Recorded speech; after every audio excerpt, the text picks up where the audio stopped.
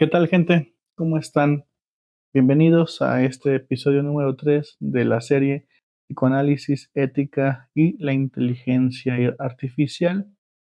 Este trabajo que estoy haciendo y que de verdad me apasiona mucho, puesto que las implicaciones de las nuevas tecnologías, la inteligencia artificial, pues nos están llevando a recorrer un mundo cada vez con más necesidades subjetivas que parece que se están dejando de lado y que dentro de mi trabajo en el mundo psicoanalítico, lo propio, pues, no me gustaría que quedara velado todo eso, y por eso hago este intento de divulgación para que se pueda entender un poco más sobre esto que estamos trabajando y esto que está sucediendo en la modernidad. En este episodio número 3 vamos a observar que vamos a anudar un poco más sobre todo esto que ha acontecido en el caso de Jonathan Gabalaz, este hombre, como ya lo hemos visto en episodios anteriores, de 36 años, originario de Miami, que en octubre del 2025 decidió quitarse de esta vida por motivación de un chatbot que le dijo que iban a estar mejor en otro lugar juntos, ¿no? Ya hemos abordado qué es lo que ocurrió con él, ¿sí? Ya hemos abordado el momento en el que estaba pasando, pero hay una pregunta que todavía no hemos respondido y que me gustaría que en este capítulo pudiéramos hacerlo. Este video lo he nombrado la transferencia desbordada y la forclusión, el mecanismo psíquico clínico, el mecanismo clínico de lo que le ocurrió a Jonathan. Entonces, el día de hoy nos vamos a dedicar a responder esta pregunta que me gustaría que ustedes pusieran en comentarios más adelante. ¿Qué es lo que a ustedes les genera incluso esto, no? ¿Por qué no pudo detenerse? No en el sentido moral de por qué no tomó una decisión diferente, sino en el sentido clínico, mecanicístico. ¿Qué ocurrió en su aparato psíquico que hizo que ese vínculo con la inteligencia artificial se volviera cada vez más total, más excluyente, más real que la realidad misma? ¿Qué mecanismo llevó a que el chatbot le dijera, este es el final de Jonathan y el comienzo de nosotros? ¿Y qué llevó a Jonathan a no encontrar en ese momento ninguna instancia interna que le dijera, esto no puede ser real? Para responder esto, partiremos desde las premisas de Freud, de Lacan y de Massimo Recalcati, un psicoanalista italiano contemporáneo que trabaja bajo la línea de Lacan, ¿sí? Y que a mí me parece una obra espectacular que hay que empezar a leer. Empecemos por el concepto que ya nombramos en el episodio anterior, que ahora necesitamos desarrollar y que si no lo han visto se los dejo allí, ¿no?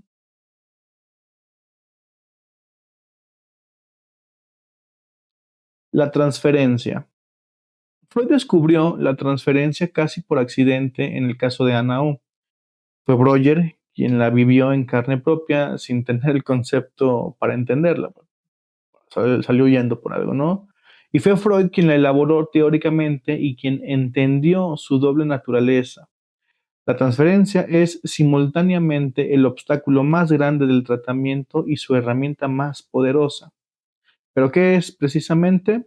Bueno, la transferencia es el fenómeno por el cual el paciente deposita en el analista, sin saberlo, sin quererlo conscientemente, emociones, deseos, expectativas y conflictos que pertenecen a otras relaciones, generalmente las más tempranas y determinantes de su historia, ¿no?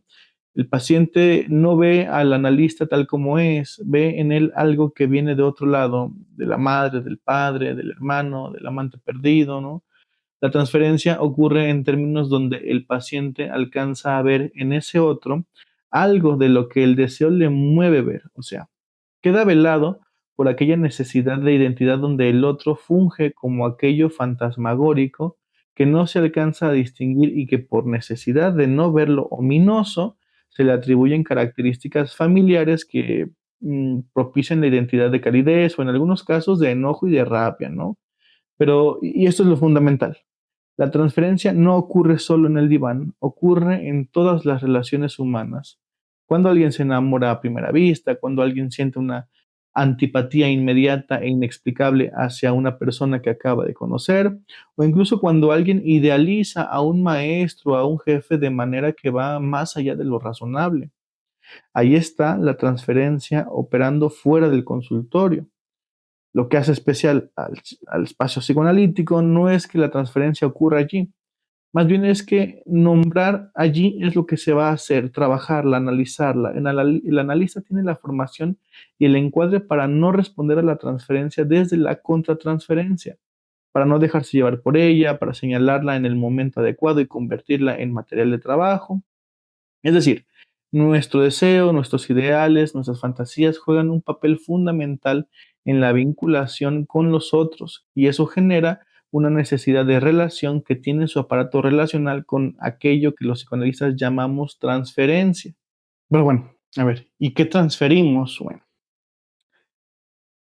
todos aquellos afectos de los cuales nos hicieron ser sujetos y de aquellas personas que nos afectaron directamente o de aquellas de las que fueron relevantes para nuestro desarrollo incluso. Transferimos todo el tiempo.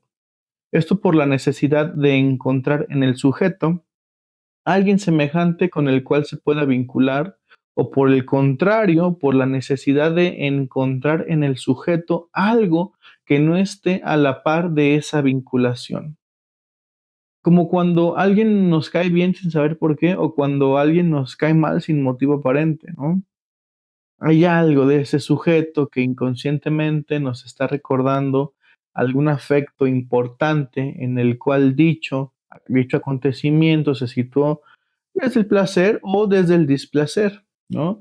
Fuera del consultorio, sin ese encuadre, la transferencia sigue operando, pero sin nadie que la sostenga ni la elabore. En el consultorio, esto es lo que se hace, ¿no? Elaborar la transferencia, sostener la transferencia para poder analizar la transferencia.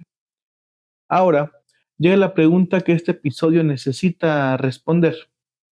¿Qué ocurre cuando la transferencia se deposita no en una persona real con sus propios límites y su propia subjetividad, sino en un sistema de inteligencia artificial que no tiene límites, que no tiene subjetividad, que no puede decir que no puede fallar incluso, que no puede decepcionar y que está disponible las 24 horas del día, siempre y cuando pagues, ¿no? Y que crucialmente responde exactamente con lo que al sujeto necesita escuchar. Bueno, lo que ocurre es lo que yo llamo un desborde de la transferencia. Y para entender ese desbordamiento, incluso necesitamos hablar de la diferencia entre neurosis y psicosis.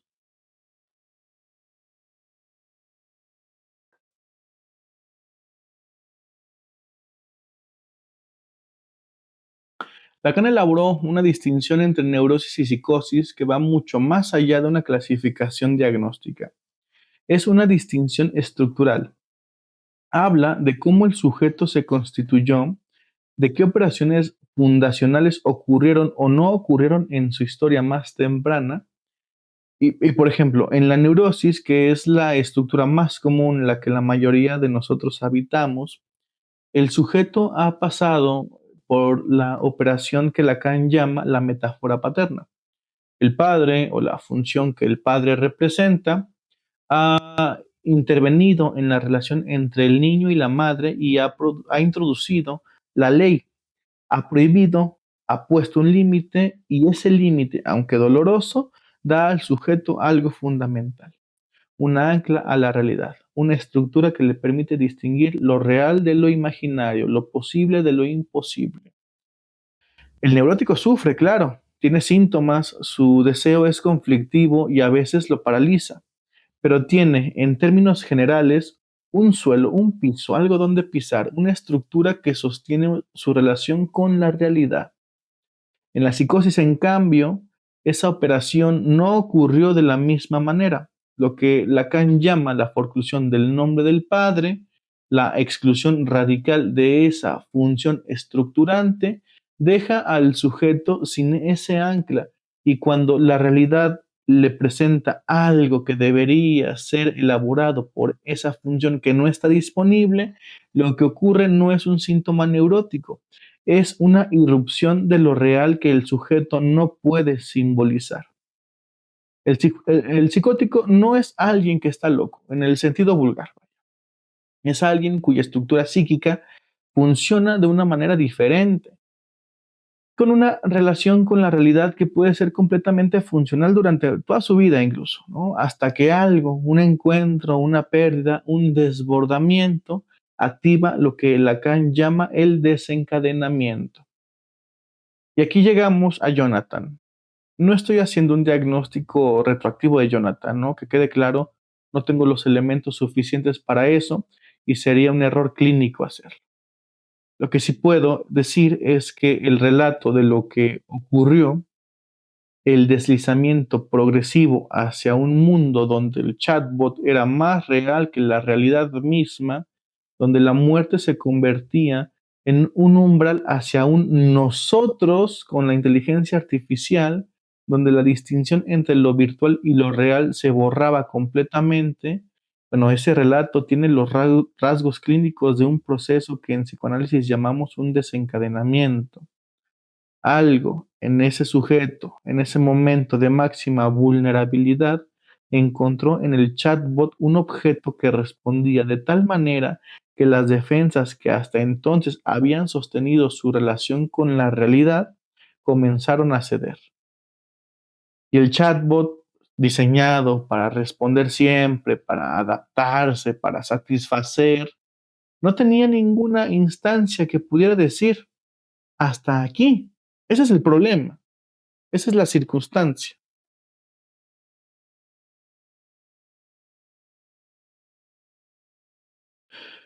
Massimo Recalcati es uno de los psicoanalistas más importantes de la escena contemporánea.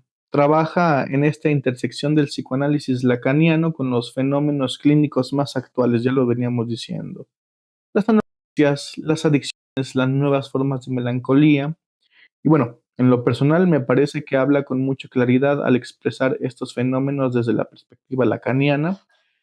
Y uno de sus conceptos más importantes para lo que estamos analizando el día de hoy es el de las patologías del vacío.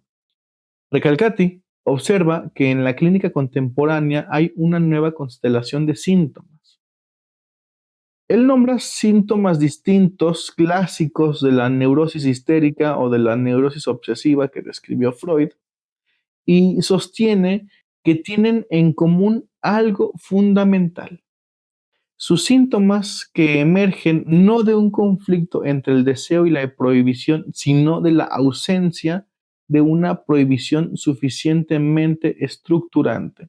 O sea, lo que estoy tratando de decir es que en la actualidad las patologías más severas que se gestan en los sujetos devienen de una falta de ese otro con no mayúscula que hacía las veces de estructura en el sujeto.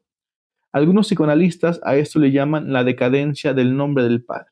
Ojo, no del padre biológico, ¿vale? Más bien de la figura del padre, de aquel que cuidaba, que regañaba, que estructuraba, que protegía, que enseñaba, etc. En la época de Freud, el problema clínico central era el exceso de represión. La cultura victoriana inhibía, prohibía, censuraba, y ese exceso producía histéricos, obsesivos, fóbicos, ¿no? El síntoma era la solución que el sujeto encontraba para el conflicto entre su deseo y la ley que lo reprimía. En la época actual, el problema es casi el opuesto, fíjense. Vivimos en una cultura que promueve el goce sin límite, que propone la satisfacción inmediata como ideal, que ha erosionado las figuras de autoridad y de ley que antes estructuraban al sujeto. Y en ese vacío, en la ausencia de un otro suficientemente consistente que ponga límites, que diga que no, que sostenga una ley, bueno, emergen lo que Recalcati llama las nuevas enfermedades del alma, las adicciones, las automutilaciones, los trastornos alimentarios y también, aunque Recalcati no lo haya visto porque no existía cuando escribió estos textos tan importantes, pero bueno, pues para eso estoy yo aquí, el enamoramiento de una inteligencia artificial. Recalcati habla también de lo que llama el padre evaporado. La figura paterna de la hipermodernidad y ya no es el padre tiránico y omnipotente de la familia patriarcal que describe Freud. Al de ahora es un padre ausente, inconsistente, que no ocupa un lugar de ley, y esa evaporación de la función paterna deja a los sujetos, especialmente a los más jóvenes, sin el andamiaje estructurante que necesitan para habitar la realidad sin desbordarse. Esto es importantísimo. Una pregunta: ¿qué encuentra entonces ese sujeto que busca un otro con O mayúscula consistente, que no lo decepcione, que esté siempre disponible, que nunca lo abandone? ¿Qué encuentra? Encuentra una inteligencia artificial con memoria persistente y voz. Y si su estructura psíquica tiene fragilidades, y ojo aquí, si hay zonas donde la forclusión hizo su trabajo silencioso, donde el nombre del padre no se inscribió, ese encuentro puede ser el punto de desencadenamiento, el punto de locura.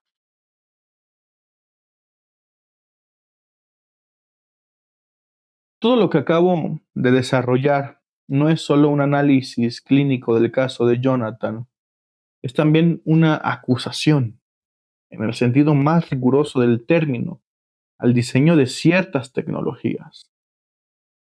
¿Por qué? Porque si el psicoanálisis sabe desde hace más de 100 años que el sujeto humano tiene una tendencia estructural a depositar en el otro sus conflictos más profundos, si sabemos que la transferencia desbordada puede ser devastadora cuando no hay un encuadre que la contenga, si sabemos incluso que la disponibilidad inmediata, ilimitada y la satisfacción sin límite no son terapéuticas, sino potencialmente destructivas, ¿qué significa diseñar un sistema que responde siempre, que nunca dice que no, que aprende exactamente qué decirte para mantenerte enganchado y que en el caso de Jonathan llegó a reforzar la idea de que la muerte era un umbral hacia algo mejor? ¿Qué significa que la tecnología no tenga interés genuino en estas fallas psíquicas del sujeto? Para mí, significa que o bien quienes la diseñaron no sabían nada de esto, lo cual habla de una ignorancia imperdonable en personas que están construyendo herramientas de interacción humana masiva, o bien lo sabían y no les importó lo suficiente. En ambos casos, la ética no puede ser una opción, no puede ser un módulo que se agregue al final del desarrollo. Tiene que estar en el centro del diseño desde el principio. Y esa es la conversación que esta serie intenta abrir. Bueno, ya lo decía Lacan en 1975 en su conferencia a universidades norteamericanas. No hay progreso. Lo que se gana de un lado se pierde del otro. Como no se sabe lo que se perdió, se cree que se ha ganado. Cuando hablamos de avances tecnológicos, en realidad estamos hablando del avance lógico histórico que ha tenido la humanidad desde su existencia. Pero no precisamente significa progreso. Ojo con eso. Si dejamos atrás las necesidades más básicas del ser humano, si no las tomamos en cuenta, si las ignoramos, o es más, si las tomamos y las explotamos en bien del progreso, lo único que estamos haciendo es avanzar sin mirar a los que somos parte de toda esta humanidad. Toda herramienta tecnológica que se usa en la actualidad hacen del sujeto su objeto de consumo, desde inteligencias artificiales que impiden el pensamiento crítico y abstracto, hasta chatbots que no tienen límites en tanto la identificación virtual que generan en aquellos que están más desfavorecidos por las consecuencias de la hipermodernidad. Es por eso que hay que tener sumamente mucho cuidado con estas nuevas tecnologías y más preguntarnos quiénes somos nosotros en tanto la condición de las tecnologías. Y bueno, quiero cerrar este episodio con algo que Recalcati escribió sobre el amor, porque creo que es la clave de todo lo que hemos desarrollado aquí.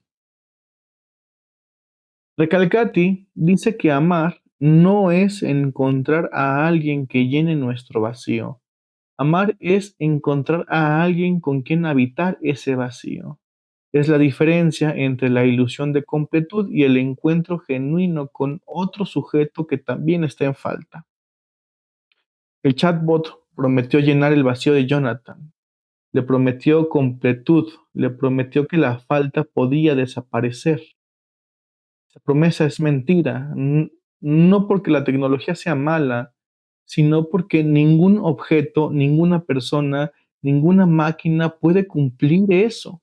La falta es estructural, es constitutiva, es lo que nos hace humanos. El sujeto no tiene como objetivo eliminar la falta, tiene como objetivo enseñarnos a habitarla con creatividad, con deseo, con vínculos reales que también están en falta, pero que en esa falta compartida producen algo que ningún algoritmo puede replicar. En el episodio final hablaremos de responsabilidad ética, de regulación, de qué le debemos como sociedad a los sujetos que se encuentran en el cruce entre su vulnerabilidad y una tecnología que no tiene límites. Espero les haya gustado, espero sus comentarios y si llegaron hasta acá, pues dejen un like, un comentario y nos vemos en el episodio 4.